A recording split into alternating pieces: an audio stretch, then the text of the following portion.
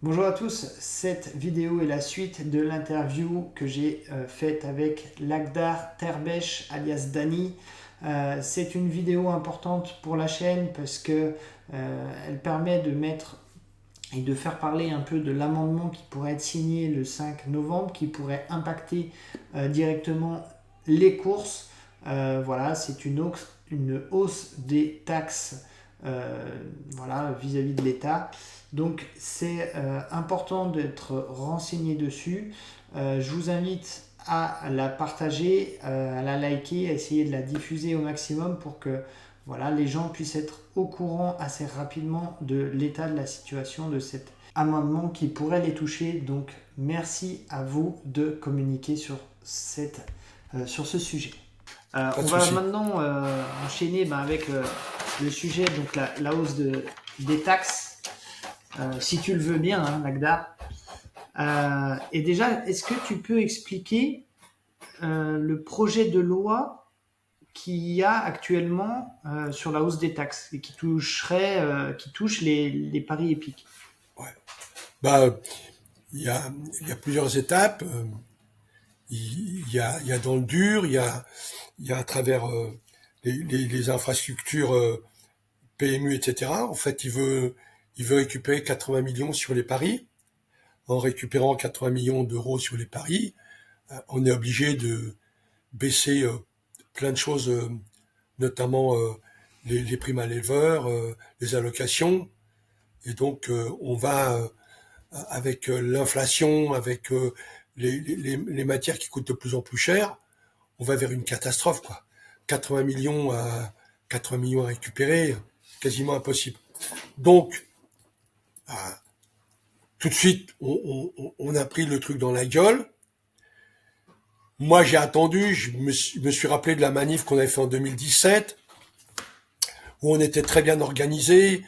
On avait un leader qui s'appelait Thibault Lamarre, qui a bien structuré les choses. Autour de nous, il y avait des gars comme Pierre-Emmanuel Goetz, il y avait Alexis Lévy qui était avec Kidia. Il y avait une super équipe.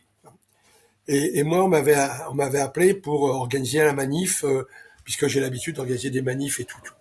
Et, euh, et donc, ça a été un exemple. On a eu le temps. Là, après 2017, on a pris une claque parce que notre leader, Thibault Lamarre, a été carrément jeté des élections.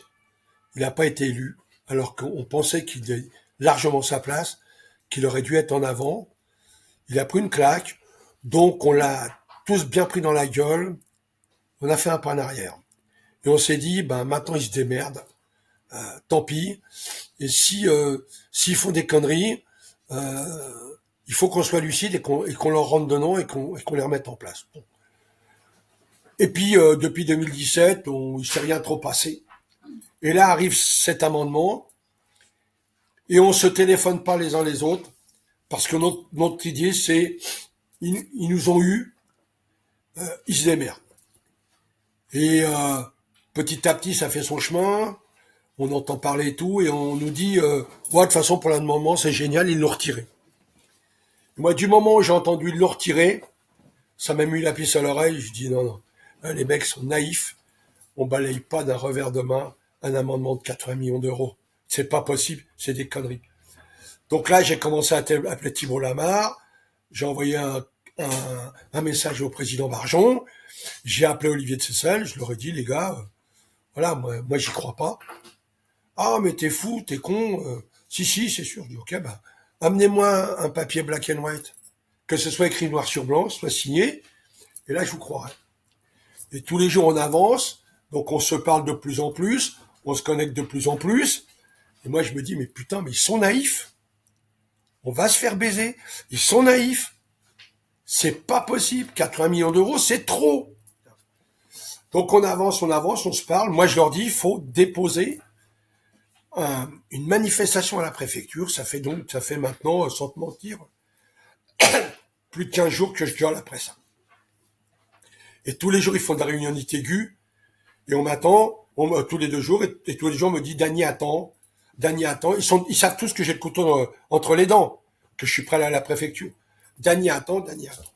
Et puis, il y a un moment, je parlais avec les gars, et on me dit, il va y avoir une manifestation.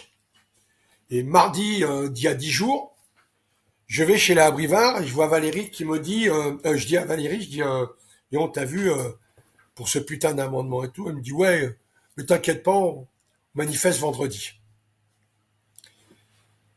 Je remonte dans la voiture, j'appelle tout le monde, je fais, oh, c'est quoi ce délire là? J'apprends que vous allez manifester vendredi en camion. Qui a déposé un décret à la préfecture? Personne. Alors c'est-à-dire que vous voulez aller manifester en camion, sans autorisation, vous voulez vous mettre tous les gens du périphérique de l'autoroute et tout à dos qui ont une mauvaise réputation des courses et qui ont une mauvaise réputation des parieurs qui pensent que les courses sont truquées et tout. Et si vous vous trouvez face aux flics, s'il y a un accident, vous êtes automatiquement en tort. Donc, j'appelle Olivier de Seyssel, j'appelle M. Baron, je dis, vous m'interdisez cette manifestation de vendredi qui est dangereuse et tout. Donc on me dit, ouais, ok, t'as raison, t'écoutes, on annule. Et je leur dis, je vous propose que j'aille déposer à la préfecture une manifestation pour le jeudi 31 octobre. Ok, c'est pas bête, donc j'appelle mes copains à la préfecture, j'appelle tout le monde. Je dis, voilà, préparez-moi un dossier, on va manifester. Et puis, tous les 2 jours, non, on peut pas déposer la manif. Pas déposer la manif. Jeudi, Thibault me dit, vendredi, on fait une opération, on met des brassards rouges à Vincennes. Je dis à ma femme, je vais aller à Vincennes, je vais voir les copains. Je vais à Vincennes, je vois très peu de brassards rouges. J'envoie, ils les mettent en bas, on les voit pas, en bas du poignet, on les voit pas. Et je dis à Thibault, je dis bon, une opération pipi, hein, c'est pas génial et tout. Je dis j'espère que tu vas être interviewé à ce sujet. Je rencontre plusieurs personnes et je leur dis, les gars, mettez votre brassard, qu'on le voit à la télé et tout. Ouais, mais t'inquiète pas, Dany, il passera pas. T'inquiète pas, Dany, il passera pas. 10 fois, 15 fois. Je vais voir Thibault dans le box, je dis, Thibault, vous êtes naïfs. Vous êtes naïfs, les mecs. Il n'y a pas de black and white, vous êtes naïfs. Bon. Je rentre à Paris, enfin, je rentre chez moi, j'envoie des messages à Olivier de Seyssel, au président Barjon, en leur expliquant mon inquiétude et tout, et je vois rien venir. Ça, c'est vendredi. Samedi, j'apprends qu'à Chantilly, les grands portaient le brassard rouge. Et dimanche, j'ai un partant en Gain, je décide d'aller en Gain. Et je vois les gars, et je leur dis, putain, les gars, mettez votre brassard. Mettez votre brassard, c'est symbolique, mettez votre brassard.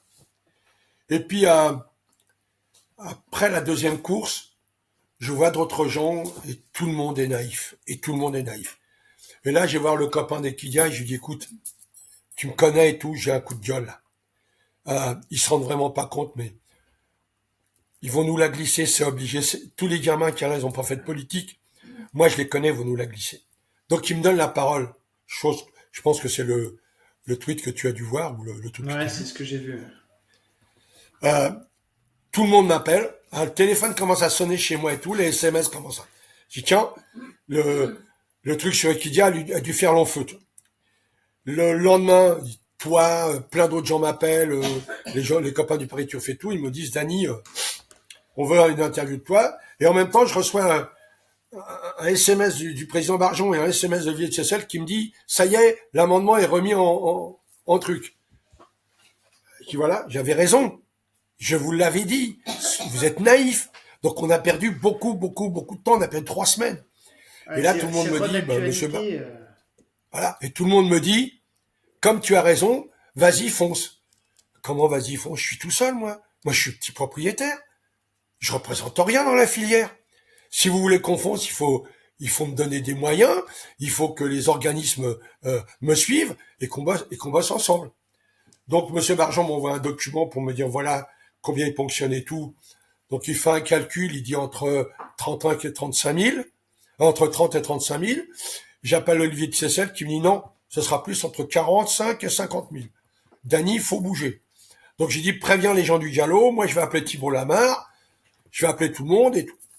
Donc, depuis hier, on se parle au téléphone, moi, je ne vais pas aux réunions. Je donne des interviews à tout le monde.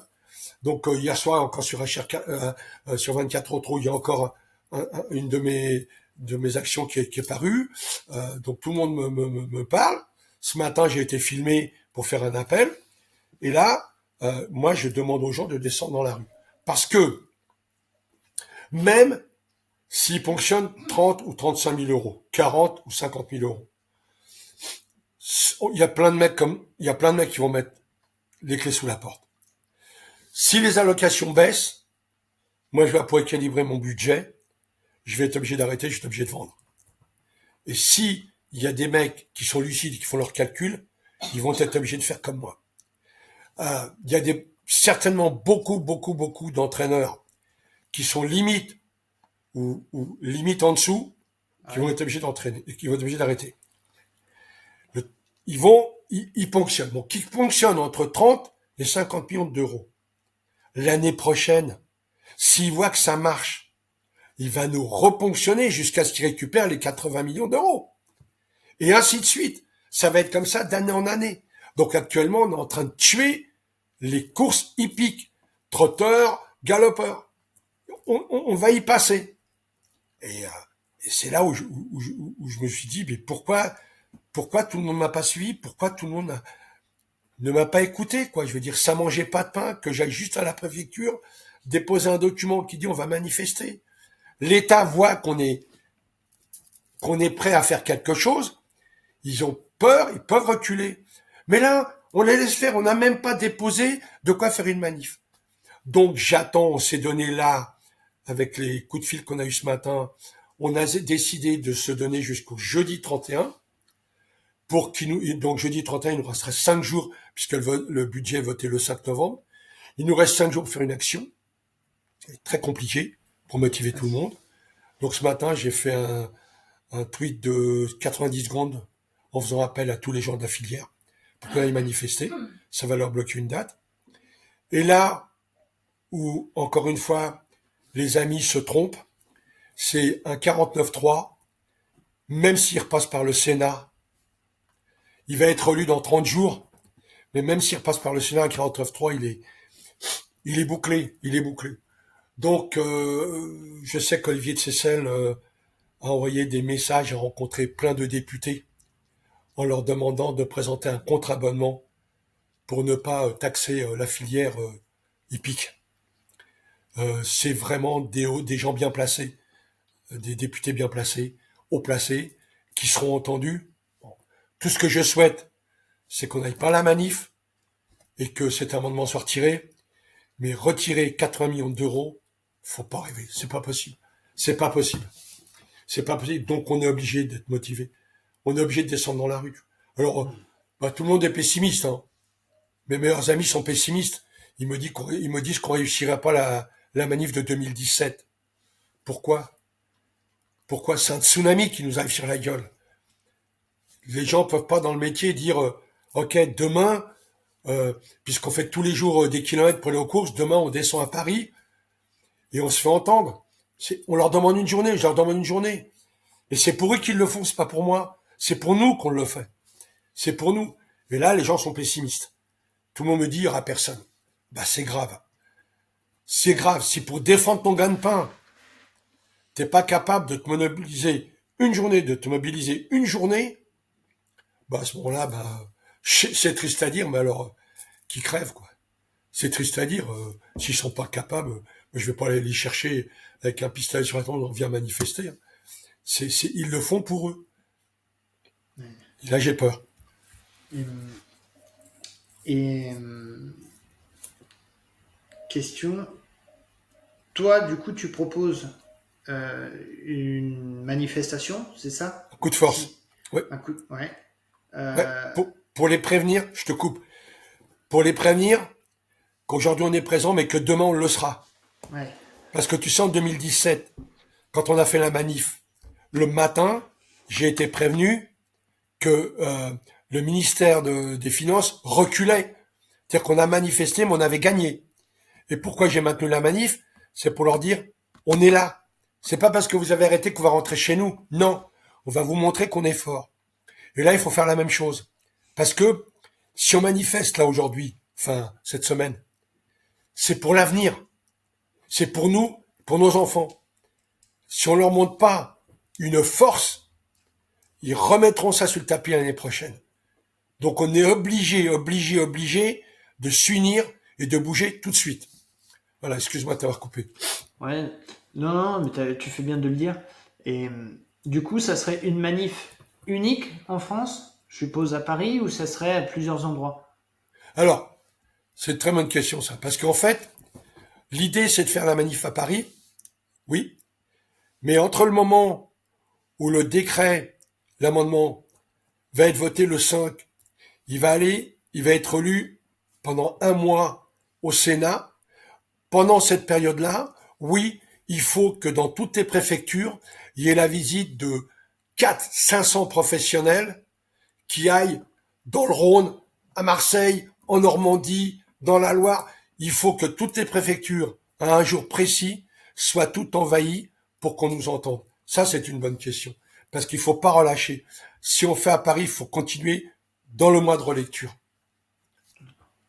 Et, et donc, du coup, si je comprends bien, pour résumer un peu la situation, il y a quelques jours, bon, ça a été proposé. Ensuite, on nous a plus ou moins fait croire que ça n'allait pas être voté, que ça reculait, sans aucune garantie, c'est ça, de la part du Oui, gouvernement.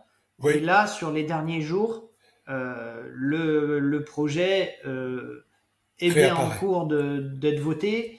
Et donc, du coup, ben, il nous reste plus que, c'est le 5, tu Ouais, m'as c'est dit? ça. Le Ouais, c'est le 5 5. novembre, donc il reste, Ouais. allez, 6 jours pour réagir et voilà, faire Ouais.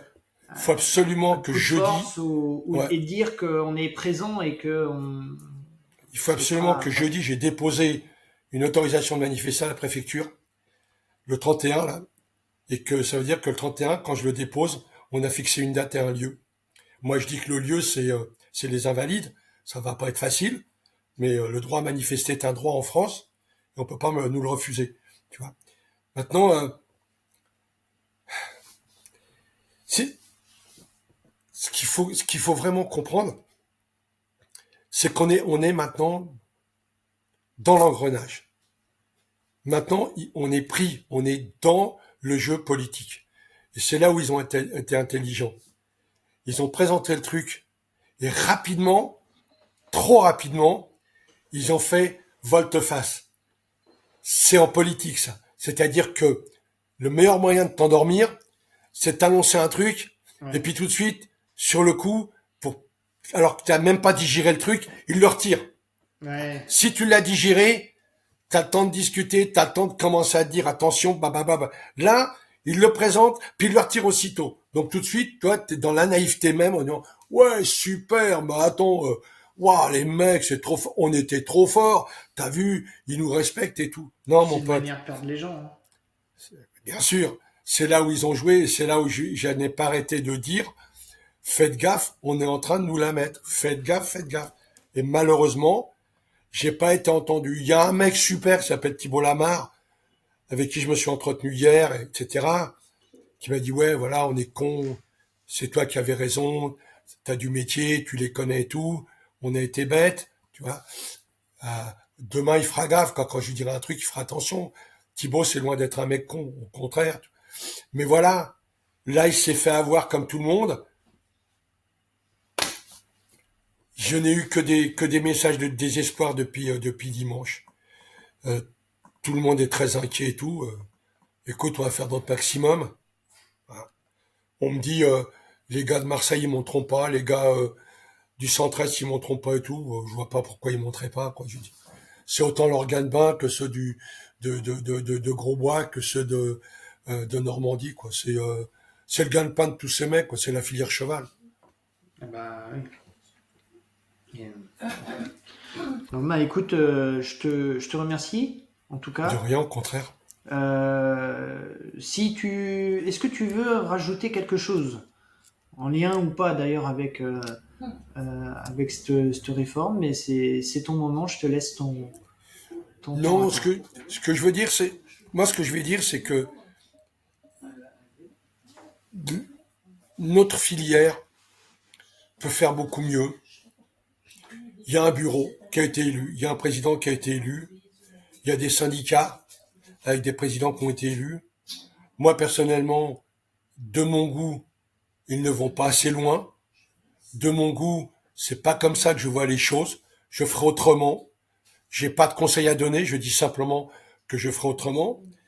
J'ai eu une expérience il y a quelques années quand il y a eu le Covid. J'ai j'ai créé Ansel pour nos soignants, pour aider les soignants, pour récupérer de l'argent, pour les donner aux soignants. J'ai pas été très suivi. Heureusement que Philippe Allaire était là avec le licol de son crack Crédit Cash qui a été vendu aux enchères. Mais on a récupéré que 25 000 euros. Pour la filière, c'est peu. C'est très très peu. On a vendu des t-shirts, on a fait plein de trucs. On s'est rendu sur plusieurs hippodromes à nos frais. On a fait plein de choses à nos frais. J'ai perdu de l'argent pour aider les soignants. Les soignants sont avec nous depuis que les courses existent. Il y a une ambulance depuis que les courses existent. C'était de notre devoir, au moment du Covid, avec ce que nous gagnons dans les courses, c'était le moment de montrer qu'on était capable d'aider des gens qui nous servent tous les jours, qui mériteraient une médaille, qui ont plus de valeur que nous, puisque tous les jours, ils sauvent des vies. Et je vois que les gens n'ont pas été réceptifs. Je vais juste dire, ça me fait chier. Ça me fait chier qu'on ait donné que 25 000 euros aux soignants. Ok, ils sont payés, ils sont très mal payés. Mais comment des gens comme nous, qui gagnons des courses, qui ont des allocations très chères, pour beaucoup n'ont même pas donné 50 euros. Bon, bien sûr, gare à toi donner 500 euros, à Brivard donner 500 euros. Euh, grâce à Philippe Allaire, on a rapporté 12 500 euros. Effectivement, il y a des écuries, mais il y a d'autres écuries qui m'ont même pas acheté un t-shirt, qui n'ont même pas fait l'effort. Euh, Quand je vois des sans-cœurs comme ça, ça me fait chier, quoi, là. Ça me fait chier. Ça me fait chier parce que au moment du Covid, ils ont été là pour nous, on les a applaudis tous les soirs, et puis quand il a fallu donner de l'argent, la filière a même pas bougé son petit doigt. Pourquoi qu'un mec isolé, un propriétaire isolé, qui s'appelle Danny Terbèche, a voulu lancer une opération pour les aider? Parce que moi j'estime que on leur doit une fière chandelle. Bon, ça n'a pas été perçu par tout le monde. Ouais, c'est dommage. Voilà, c'est mon dernier mot, c'est dommage. C'est dommage et on devrait faire beaucoup de choses. On passe à côté de plein de choses. Nous passons à côté de plein de choses. Et on pourrait beaucoup être aimé, beaucoup être apprécié, ramener des gens sur les champs de course, ramener des propriétaires. C'est juste une question d'humanité. Nous, dans les courses aujourd'hui, on est égoïste et on manque d'humanité. Je répète, on est égoïste et on manque d'humanité. Et c'est pour ça qu'on perd des clients. Tous les jours. Tous les jours. On est de moins en moins aimé, de moins en moins apprécié. Et c'est normal. C'est notre comportement de merde qui fait que les gens ont une mauvaise image de nous. On ne fait rien pour ça. Moi, j'ai des idées. J'ai plein d'idées parce que, comme dit Olivier de Seyssel, toute ma vie, j'ai su comment il fallait remplir une salle de concert. C'était mon boulot. Toute ma vie, je savais ce qu'il fallait offrir aux gosses qui achetaient des disques parce que ce sont eux les acheteurs. Toute ma vie, j'ai décrété, j'ai su dévoiler du talent chez des gens. Et je sais pertinemment comment on pourrait faire pour qu'il y ait du monde qui revienne aux courses, qu'il y ait du monde qui achète des chevaux et que des gens qui parient. Mais on est parti dans des trucs tellement compliqués. On est parti dans des trucs soi-disant de nouvelle génération. Je suis désolé, le ticket que nos parents illettrés pinçaient et mettaient une croix pour les chevaux, ils jouaient tous aux courses que c'était facile. Aujourd'hui, pour jouer aux courses, il faut sortir de Saint-Cyr. C'est trop compliqué.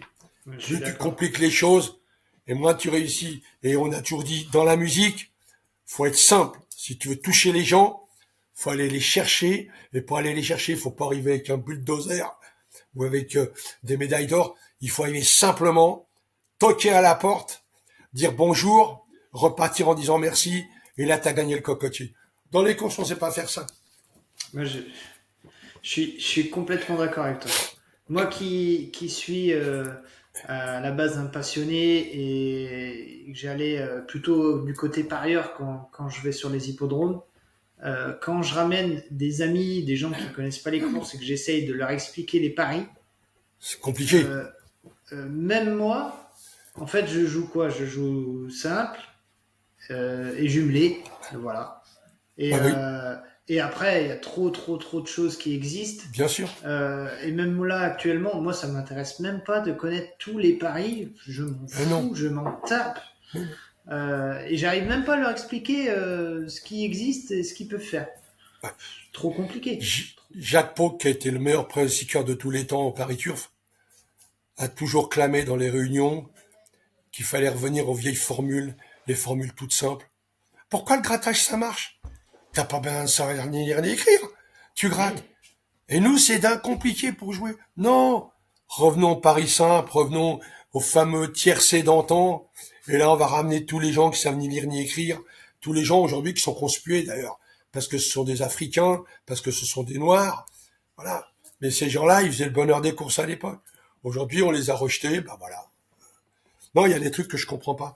J'aimerais discuter avec ces gens-là, mais ce n'est pas possible. J'ai leur téléphone. Appelez-moi, n'hésitez pas et tout. Mais quand tu les appelles, il y a personne au numéro. Il y a personne, ou ils ont pas le temps. Et donc, on peut pas échanger. Et la grosse différence avec la politique, c'est que la politique, on se réunit, on se parle, on échange, et on retient la meilleure idée. Et là, dans le domaine des chevaux, notamment des paris, on se parle, on s'écoute pas, et on prend pas la meilleure idée. C'est celui qui a le pouvoir qui décide. Bon.